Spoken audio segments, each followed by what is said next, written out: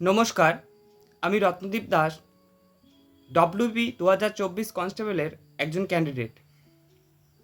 মাননীয় মুখ্যমন্ত্রী শ্রী শুভেন্দু অধিকারী মহাশয়ের কাছে আমার নিবেদন, মহাশয়, আমি সহ প্রায় 21,000 জন বর্তমানে ডব্লিউবি 2024-এর ইন্টারভিউ প্রক্রিয়া সম্পন্ন করে ফাইনাল মেরিটের অপেক্ষায় আছি। আমরা এই 21,000 পরিবার চরম দুর্ভোগ এবং অনিশ্চয়তায় দিন কাটাচ্ছি।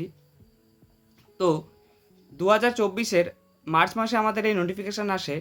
এর পরবর্তীতে 1.5 বছর প্রায় আমাদের যে ওবিসি কেস দেখিয়ে এক্সাম বন্ধ ছিল। তো 25 সালের 30 নভেম্বর আমাদের ডব্লিউপির যে কনস্টেবলের যে এক্সাম, মেন্স এক্সাম, সেটা হয় এবং তারপর 2026-এর জানুয়ারি মাসের মাঝামাঝি দিকে আমাদের ফিজিক্যাল অর্থাৎ যে পিএমটি পিইটি সেটা কমপ্লিট হয় এবং 26-এর ফেব্রুয়ারিতে 15 তারিখের মধ্যে আমাদের সকলের ইন্টারভিউ প্রক্রিয়া সম্পন্ন হয়। এরপরেও দীর্ঘদিন বিভিন্ন আইনি জটিলতা দেখিয়ে আমাদের রেজাল্ট পাবলিশড হচ্ছে না। আমরা স্বচ্ছতার মাধ্যমে এক্সাম দিয়েছি, তবুও রিসেন্টলি কিছু নিউজ চ্যানেলে দেখানো হচ্ছে যে ডব্লিউপি 2024-এর দুর্নীতি হয়েছে।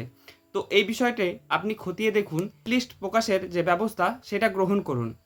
কারণ এই দীর্ঘ 2 থেকে 2.5 বছরের যে জার্নি, তাতে আমরা যে স্টুডেন্টরা রয়েছি তারা প্রচুরভাবে মেন্টালি ভেঙে পড়ছি।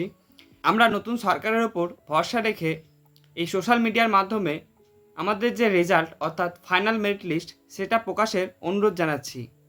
কারণ এই 21,000-এর মধ্যে যারা পাস করবে অবশ্যই তারা খুশি হবে এবং যারা বাদ যাবে তো তারা আবার পরবর্তী পরীক্ষার জন্য নিজেকে তৈরি করবে। কিন্তু এই যে বিষয়টা চলছে, তো এই মুহূর্তে কিন্তু কোনো প্রিপারেশান নেওয়া যাচ্ছে না, কারণ টোটালি সকলেই আমরা মানসিকভাবে ভেঙে পড়ছি।